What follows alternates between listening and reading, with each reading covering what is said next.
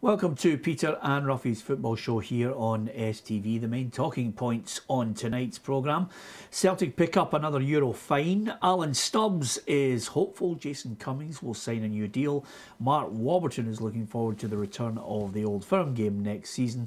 We'll look at all the games in Scotland over the next 24 hours, as well as the Champions League fixtures as well. Alan Ruff is alongside me, Peter Martin. I'm delighted to say Stirling Albion striker, Craig Beattie here in the studio. I was going to go through all his clubs, but there's more than a few of them I can recall. Hearts, Celtic, Swansea, West Brom. Ruffy, I don't know if you want to add to that. There was one more, wasn't there, down in England? That was about 8 more. 8? Wow! Does he beat Chick Charnley? You don't beat Chick Charnley, do you? Chick's 23 Chick is was still 23. a record. Watford, Sheffield United, Barnet. Well, I'd never get Barnet, would you, Ruffy? No. Edgar Davids manager. Edgar Davids, that is a great trivia question. Let's get that in for later, Ruffy. A good quiz question there. Edgar Davids at Barnet, yeah. Anyway, lots to talk about, including Craig's career as well. We'll throw that in, some memorable moments. Let's look at Celtic, though. It's the 7th time they've been in trouble in 3 years with the UEFA. It's a €13,000 fine, probably about £10,000 in British money, Ruffy. And no matter what the Celtic board do, and they make great efforts to try and educate fans, there are still this element to travel away that really it's tainting the club. Yeah, it certainly is, and it must be frustrating for the owners at the club. You know, they're doing everything within their power, as all the clubs are, but then they get one mindless person, you know, setting off a flare. You know, it's just the amount of money that they've had to pay, and it's just unfortunate that the people who are guilty are not the ones who are getting hit with a fine, it's the clubs. Yeah, that's a strange thing, Craig, because over a period of time, Celtic's fans, certainly in Martin O'Neill's era as well, had a great reputation, were receiving UEFA Fair Play awards, but there seems to be an element creeping in at Celtic and a number of other clubs as well that really just blacken the club's name. Yeah, absolutely. Just going back to my time at Celtic, and obviously they had the run where they went to the final in Seville, and you know, I think there was 100,000 Celtic fans there, and their belly was an ounce of trouble. But you know, of more recent times, there's an element creeping in, and you know, that how do they get rid of it? You know, that they're basically putting the responsibility and the onus on the individual themselves to go and enjoy it without putting anybody at risk. Yeah, okay, I'll write that down, Ruffy. That's 100,000. That's the other figure that I haven't heard. I heard 2.8 million fans in Seville, 2.6 of them without tickets. But nevertheless, take your point on it. Unless they stop it, they're going to keep on picking up fines.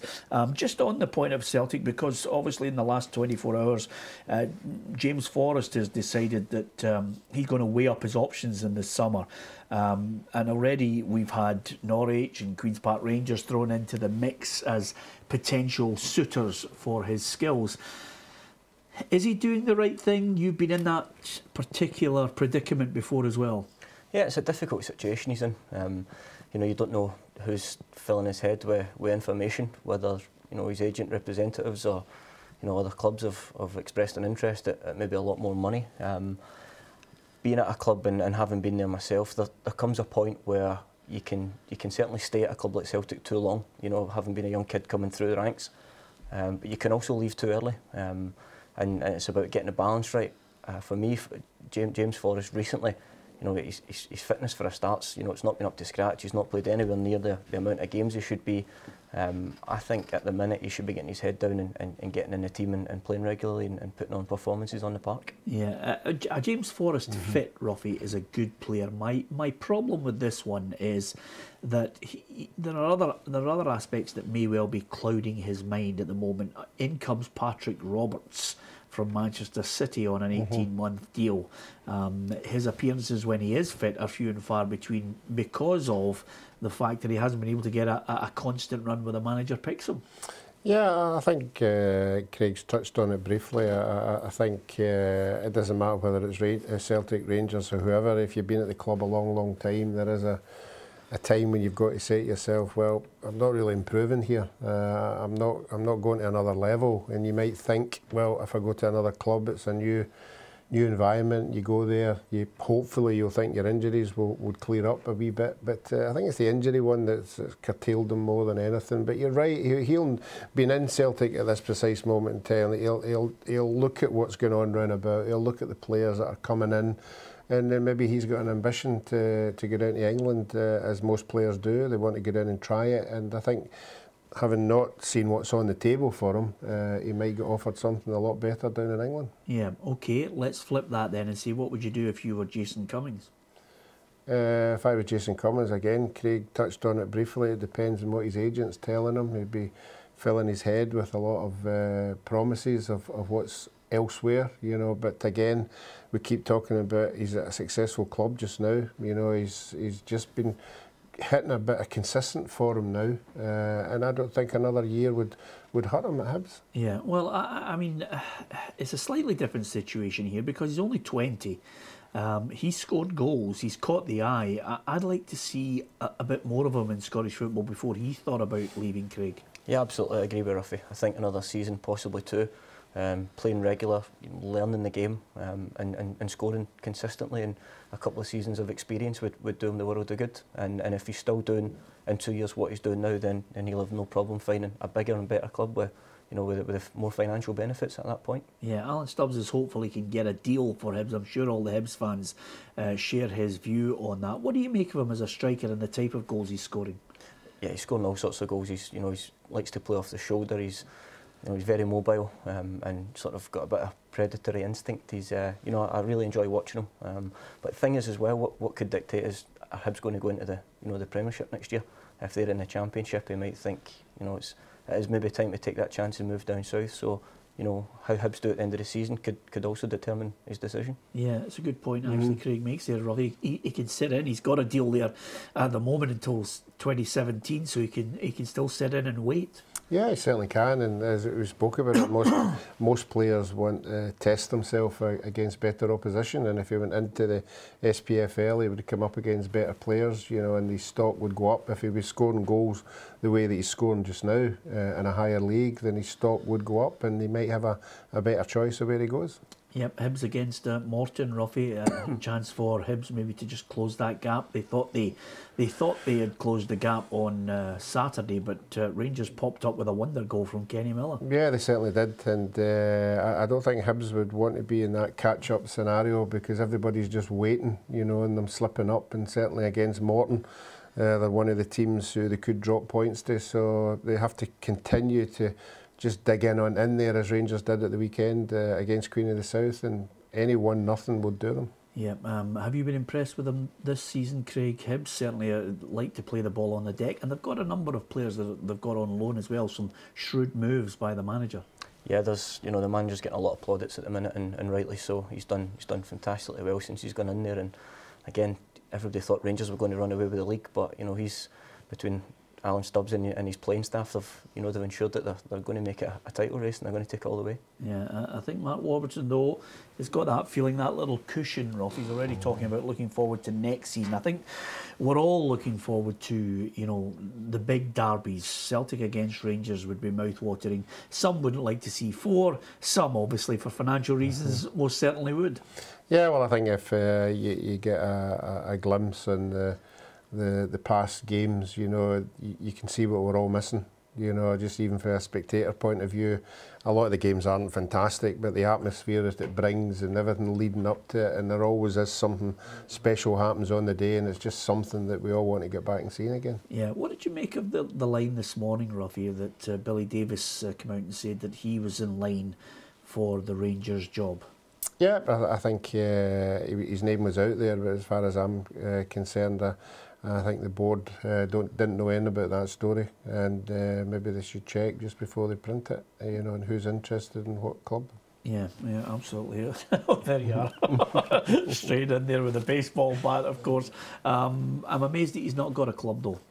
Yeah, I mean, every time I hear Billy's name, there's no doubt that as a coach, he's got everything. And players say they love playing for him and all that, but he always seems to go to a club and doesn't last very long for whatever reason, but the sooner he gets in, the better. Yep, okay. We will talk Stirling Albion and Craig Beattie after the break. We're also going to look to some of the games that are coming up, as well as Hibs against Morton. We'll talk at some of the lower league games, and we'll also look towards the Champions League and get the predictions of these guys on that small matter of Arsenal against Barcelona. What a mouth-watering tie that one is. It's a case of just nestling down tonight and enjoying it. It's not too far away from starting. That's all to look forward to. More chat coming up after the break. Welcome back to Peter and Ruffy's Football Show. 3 guys on the programme tonight, all with their own hair, no cosmetic surgery whatsoever, Ruffy. It's just a natural programme tonight. Yep, certainly is, and I have to say... I'm actually waiting and thinking, wow, he's going to comment on it. I'm going to comment on it because there are a few people appearing that look as if they've had a wee weave. But not anybody on this show. Ruffy, you're in good form. You're in good form. Anyway, let's cut to the chase. Of course, you're all right. You've been like that since you were 19, so you're fine. Now, Alex McLeish. Yes. Here's a site Alex is putting in the miles. I thought maybe someone might have taken a little chance on him from the Championship or the bottom end of the Premier League in England, but he's now off to Egypt, to Zamalek. Yes, and last time we spoke to him, he was talking about it, and the exact words that he used was he was going to reinvent himself somewhere. I didn't think it was going to be Egypt, but certainly I think he actually believed that there was a Championship club there for him, and he was just going to bide his time. But I think when you're out of the game for so long, you know, you just want to be involved, and certainly it must have been a fantastic deal for him to go there. And I can just imagine the big man walking about with all the Arabic stuff on, the Alex of Arabia. Yeah, absolutely. Absolutely. He'll not be doing anything for his complexion. That complexion in Egypt will not go down well. He's going to need some protection, isn't he? Factor 54 is an absolute stonewall certainty. But he's a good manager, I think, and there are a number of managers that I can cite. And this Mark McGee comes into this category as well. Sometimes you just make the move to a club that doesn't suit you, and it can have an impact on you. Yeah, it can. I think he's a great manager. He was a manager when I had a spell with the national team. He's a really good guy, good manager, and you know that's him tasting, you know, another part of the world. He's been in Belgium, he's been in England, of course in Scotland. So you know, fair play. It's a bold move. I don't even know what language they speak there. So you know, fair play to him. It's going to be challenging, but I'm sure he'll enjoy it. Yeah, absolutely. Football is it's an international language. You'll be fine. Yeah. You know, long ball, pick up the second one and score. It's as simple as that, depending on what formation he's going for. But we wish him well. He's a big fan of the programme. There's a couple of things I want to get your thoughts on, lads, before we get the chat about yourself, Craig. Now, Julian Faubert left St Johnstone, and the word was there was an American club interested in maybe. Tommy Wright suggested he was going to sunnier climes. Yeah. Now, I know Kilmarnock's close to the coast, but I never thought that was actually going to be the real draw for him. No, I think St Johnstone might be disappointed if that's the road he went down to. The excuse that he used to leave St Johnstone, then it's I don't think they'd be particularly happy. But I mean, that's it. If you didn't fancy it there, you know, and somebody else comes in and offers, you've got to go and have a word with them. But yeah, and I think if you were at St Johnstone, you'd be disappointed. Yeah, and amazingly, again, you know, he's one of those players. Hard to believe he looked good at West Ham. He gets a move to Real Madrid, which I think raised a few eyebrows. But for whatever reason, Craig, his career has, you know, spiralled. Yeah, I've certainly not heard much about him in the last few years, but. You know, he's played at a level, so there's no question that he's got ability. You know, how much of that he retains and how much hunger he's still got for the game, you know, time will tell. But I think that the fact that he's coming over here, if he's still willing to play and put a shift in, then you know it can only be good for Scottish football and certainly for the fans. And if he ends up at Kilmarnock, then particularly Kilmarnock fans. Yeah, absolutely. And Ben Gordon, it could be a third time back at Rugby Park, Ruffy. Yeah, I mean, sometimes when you know you've been there before, you know what you're getting. You know the people, the surroundings and everything, and if you've had good memories there, you know, why not do it again? Yeah, one of my favourite bits of transfer news has to be Jordan Moore. We had him as a guest on the programme here. He's had his health problems that were well documented, but a brilliant lad, great family, and delighted that he's got a move to Limerick. Yeah, I'm delighted I read it as well, Peter. It's for a young boy who'd shown so much courage with everything that's been put in front of him, and he's battled on. And fair dues to Limerick, you know, for taking a chance on him. I thought a Scottish club might have at least had a look at him. Yeah, and they're doing everything they can. They're putting him through all the training and everything, keeping their eye, monitoring him and everything. So yeah, let's hope he gets back playing and scoring goals. Yeah, you're 32. How many years are left in the legs? I still feel good. I still feel good. I know I work hard every day. I do things right. You know, I've always been sort of a good professional.